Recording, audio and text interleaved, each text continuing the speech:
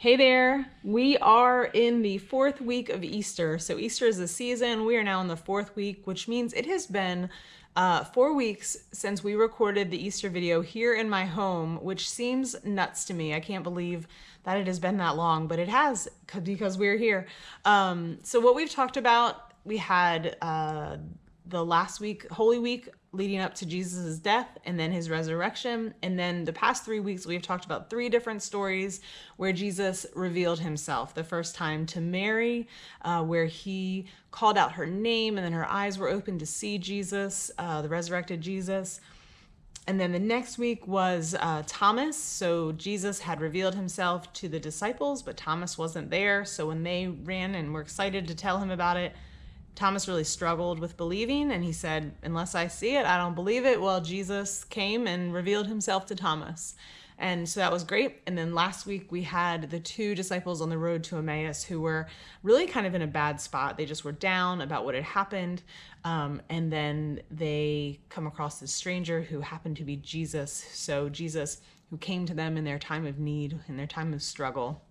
So we have these three stories where Jesus has revealed himself. So here we sit on this side of the resurrection. We know what has happened. And now we're going back in Jesus's teaching. So Jesus is in chapter 10, verses 1 through 10. He's talking to the Pharisees about like this relationship between shepherd and sheep.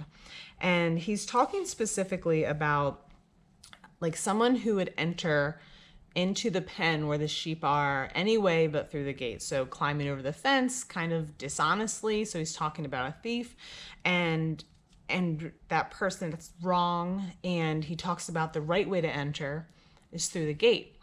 And then Jesus refers to himself and he says, I am the gate. I am the way. And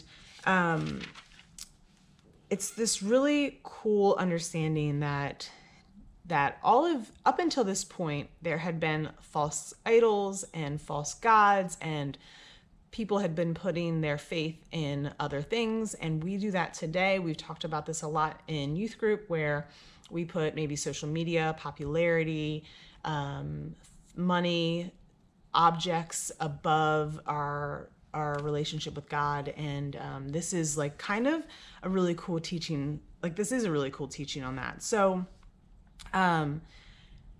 Jesus says, all who have come before me are thieves and robbers, but the sheep have not listened to them, because he talks about how sheep will only respond to the shepherd. And Jesus says, I am the gate. Whoever enters through me will be saved. What a strong, impactful line of this story here. And then it goes on to say the very last verse is like the home run, slam dunk, touchdown, if you will. The thief comes only to steal and kill and destroy. I have come that they may have life and have it to the full. So Jesus says, all right here, I'm the gate. Whoever enters through me will be saved. And I have come that they may have life and have it to the full. So what we know is, we know the story of Jesus. He says this before he has died and resurrected and revealed himself, following up on all these promises. Like he is saying this before it has even happened. And so what I think about is, like, again, we sit on this side of the table, right? So we know that there are thieves and robbers, right, in our lives. So maybe those things are social media, or too much time on social media, or comparing yourself to other people on social media, or maybe that is caring too much about objects of this world, as we discussed. So financial things or whatever, like the list is endless, right? Like so much can be a thief in our life, a robber in our life, like where we focus on things other than Jesus. But Jesus has promised us a life to the full if we enter through the safety of his gate, of him who is the gate. And right now, that's what I'm doing. I'm trying to say, like, how can every day I enter through this gate to safety, to the safety of Jesus, to the hope of Jesus, where I can find my assurance, where I can find my full life, where I can live my very best life, loving a God who wants me to have this full life, right? So for you, what I want you to think about is that for yourself. And that can be hard sometimes. And if you are struggling with that, friends, please, I encourage you, I ask you, reach out to me, reach out to any of your leaders. They would love to talk to you about entering through the gate, about how you can enter through the gate, how you can deny those robbers and thieves from your lives.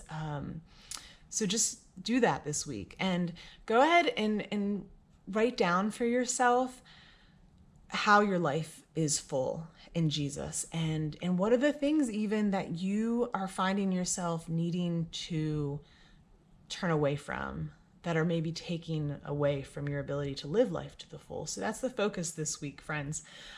Also, there's a beautiful psalm that is a part of the lectionary for the weekend that complements this reading. I don't usually talk about the psalms for the weekend, but this one is great. It's Psalm 23. When you read it, you're going to know it. But take a look at that in addition to John 10, verses 1 through 10. They're just a real nice fit for one another for this weekend. So, my hope is that you are entering the gate. It is my prayer this week that you may enter the gate and you will find safety in Jesus, and that you are living your life to the full. Peace.